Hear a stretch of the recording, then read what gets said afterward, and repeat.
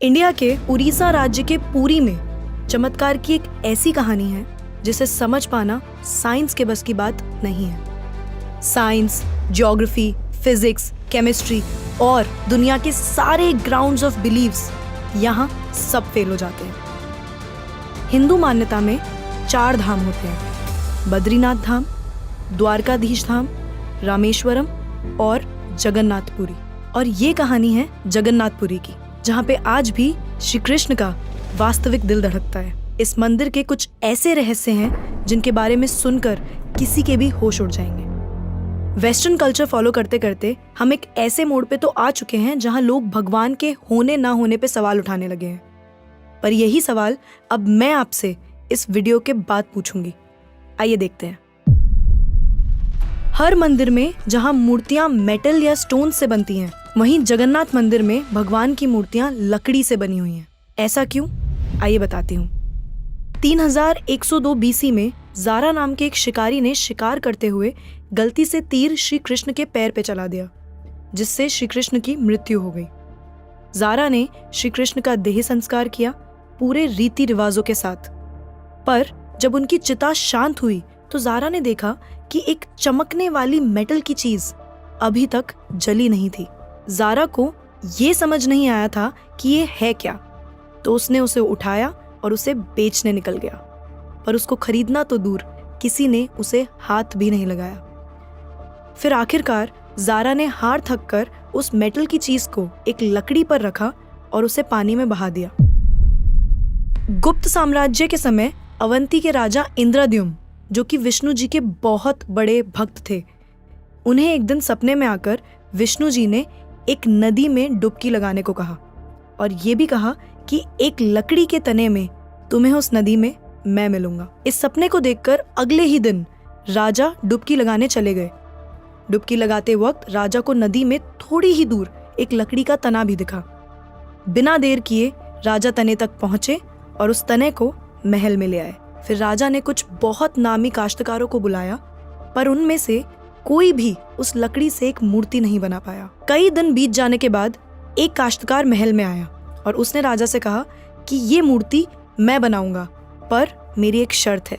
राजा ने काश्तकार से उसकी शर्त पूछी, क्योंकि राजा किसी भी शर्त को मानने के लिए तैयार थे। तो काश्तकार ने कहा कि ये मूर्ति बनाने के लिए मुझे पूरे 21 दिन का समय चाहिए और मैं चाहता हूँ कि 21 दिन से पहले ना तो कोई मुझसे बात करे, ना मिले और ना ही मेरे किसी भी काम में विलंब डाले। राजा ने खुशी खुशी ये शर्त मंजूर कर ली। मूर्ति बनाने का काम शुरू हुआ। रोज मूर्ति बनने की आवाजें भी आती थी, पर धीरे धीरे वो आवाजें बंद हो गई। अवंती की रानी को लगा कि शायद भूख प्यास से काश्तकार मर चुका है, इसीलिए उन्होंने जहाँ मूर्ति का काम चल रहा था उस कमरे के दरवाजे को खुलवाने की जिद की और राजा को उनकी बात माननी पड़ी। जैसे ही दरवाजा खुला तो उन्होंने ये देखा कि वहां कोई काश्तकार था ही नहीं। सिर्फ और सिर्फ 3 मूर्तियां थी: भगवान जगन्नाथ, उनके भाई बालभद्र और उनकी बहन सुभद्रा। और उसी जगन्नाथ जी की मूर्ति में वो मेटल वाली चीज भी रखी गई थी, जो कि कुछ और नहीं, श्री कृष्ण का धड़कता हुआ दिल था। ये कोई नॉर्मल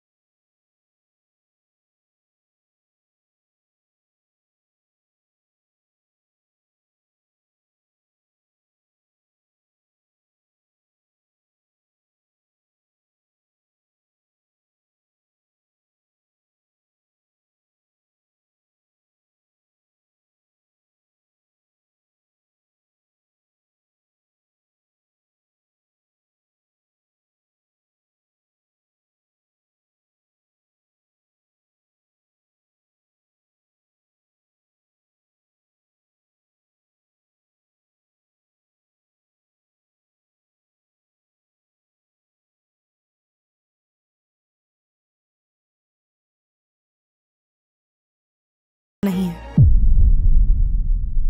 इस मंदिर के ऊपर एक झंडा है जो साइंटिफिक लॉ के बिल्कुल विपरीत चलता है। जैसे कि हमें पता है कि जिस डायरेक्शन में हवा चलती है पतंग भी उसी डायरेक्शन में उड़ती है और झंडा भी उसी डायरेक्शन में उड़ना चाहिए। पर जगन्नाथ मंदिर के इस झंडे की बात बिल्कुल अलग है। ये हमेशा हवा के ऑपोजिट डायरेक्शन में उड़ता है। क्यों और कैसे आज तक कोई समझ नहीं पाया। इस झंडे के साथ एक और खास बात है कि इसे रोज बदलना पड़ता है। इसीलिए मंदिर के पांडु 214 फीट ऊपर लगे इस झंडे को रोज चढ़कर बदलते हैं, क्योंकि कहा जाता है कि अगर किसी दिन ये झंडा नहीं बदला गया तो मंदिर 18 सालों के लिए बंद हो जाएगा। मंदिर में आए भक्तों के बीच रोज प्रसाद बांटा जाता है। उनके लिए वो प्रसाद बनाया जाता है और जगन्नाथ मंदिर में होने वाली हर चीज में कहीं ना कहीं भगवान की कोई ना कोई लीला छुपी है। मंदिर में रोज 500 लोगों के लिए प्रसाद बनता है और कभी कभी भक्तों की संख्या हजारों में भी चली जाती है। पर जगन्नाथ मंदिर में भक्तों के लिए प्रसाद कभी कम नहीं पड़ा। दिन भर मंदिर में प्रसाद बांटा जाता है, पर कहते हैं कि आज तक इस मंदिर में एक भी दाना प्रसाद ना कम पड़ा है और ना ही व्यर्थ गया है। पर ऐसा एस्टिमेशन इंसानों के लिए करना तो बहुत ही मुश्किल है। और ये बात यहीं खत्म नहीं होती। प्रसाद बंटने की मिस्ट्री तो है ही, उससे बड़ी मिस्ट्री है प्रसाद बनाने की। लकड़ी की आग पे 7 मिट्टी के बर्तनों को एक के ऊपर एक रखकर प्रसाद बनाया जाता है। साइंस और लॉजिक्स कहते हैं कि सबसे पहले सबसे नीचे वाले बर्तन का प्रसाद पकना चाहिए। पर पुरी के जगन्नाथ मंदिर में साइंस और लॉजिक्स नहीं चलते। इन 7 बर्तनों में सबसे पहले सबसे ऊपर रखे जाने वाले बर्तन का प्रसाद पकता है, फिर उससे नीचे वाले बर्तन का, और ऐसे ही सबसे नीचे रखे बर्तन का प्रसाद सबसे आखिरी में पक के तैयार होता है। हाँ, मुझे पता है आपको भी अभी कुछ नहीं समझ आ रहा होगा। इसे आज तक कोई नहीं समझ पाया। इस मंदिर की खूबसूरती शब्दों में नहीं बताई जा सकती। इतना बड़ा मंदिर इतने सालों पहले बिना किसी टेक्नोलॉजी के कैसे बनाया होगा। पर क्या आपको पता है 214 फीट के इस मंदिर की डोम की परछाई आज तक कभी बनी ही नहीं। Are you shocked? You must be, but it is true. Jagannath Puri temple के डोम्स की शैडो बनती ही नहीं है कभी भी, at any time of the day. और हमारी फेवरेट साइंस इस बात का भी लॉजिक नहीं ढूंढ पाई। The mystery is not over here. जैसा कि हमें पता है कि कुछ buildings, architectures and areas no fly zones होते हैं, मतलब वहाँ ड्रोन्स, एयरप्लेन्स या कोई भी मैन मेड फ्लाइंग ऑब्जेक्ट पहुंचाने की या उड़ाने की परमिशन नहीं है। पर पक्षियों को तो हम नहीं रोक सकते, उन्हें समझाना तो बहुत मुश्किल है ना। पर अगर हम जगन्नाथ टेम्पल की बात करें तो वहाँ पे ऐसा कुछ है जो शायद पक्षियों को पता है और हमें नहीं, क्योंकि इस मंदिर के ऊपर कोई भी ड्रोन, कोई भी एयरप्लेन या कोई भी पक्षी कभी उड़ता ही नहीं। आपने देखा होगा ना मंदिर के डोम्स पे या बड़ी बड़ी बिल्डिंग्स पे बर्ड्स को बैठे हुए। कभी जगन्नाथपुरी जाएंगे तो देखिएगा that birds don't rest on the roof of Jagannath temple. आप कभी भी किसी भी पक्षी को जगन्नाथ टेम्पल की छत पे या उसके डोम्स पे बैठा हुआ नहीं देखेंगे।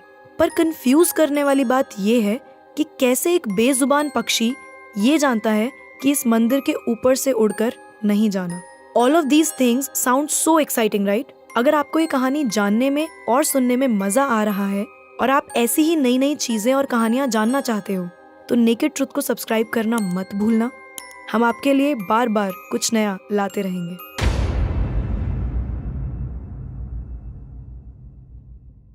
आइए फिर से चलते हैं जगन्नाथ मंदिर की मिस्ट्रीज की तरफ। सुदर्शन चक्र, ये नाम तो आपने सुना ही होगा। सुदर्शन चक्र भगवान विष्णु का अस्त्र है। ये अधर्म का विनाश करता है। जगन्नाथ मंदिर के टॉप पे एक सुदर्शन चक्र है और उसे आप जिस भी डायरेक्शन से देखोगे उसकी फेसिंग आप ही की तरफ होगी। भगवान जगन्नाथ, जिनके नाम का मतलब ही जगत के नाथ हैं, इनके मंदिर में लाखों श्रद्धालु अपनी आस्था और प्यार भगवान के लिए लेकर आते हैं। पर इस मंदिर में सिर्फ हिंदुओं को दर्शन करने की अनुमति है। किसी भी और धर्म के इंसान को दर्शन बाहर से ही करवाए जाते हैं और दर्शन करवाकर भेज दिया जाता है। जैसे कि हमारी ex prime minister Indira Gandhi ji, वो भी जगन्नाथपुरी गई थी दर्शन करने, पर क्योंकि वो फारसी हैं और हिंदू नहीं और उन्हें उनका सरनेम फिरोज गांधी से मिला है, इसीलिए इंदिरा गांधी को भी दर्शन करने की अनुमति नहीं दी गई।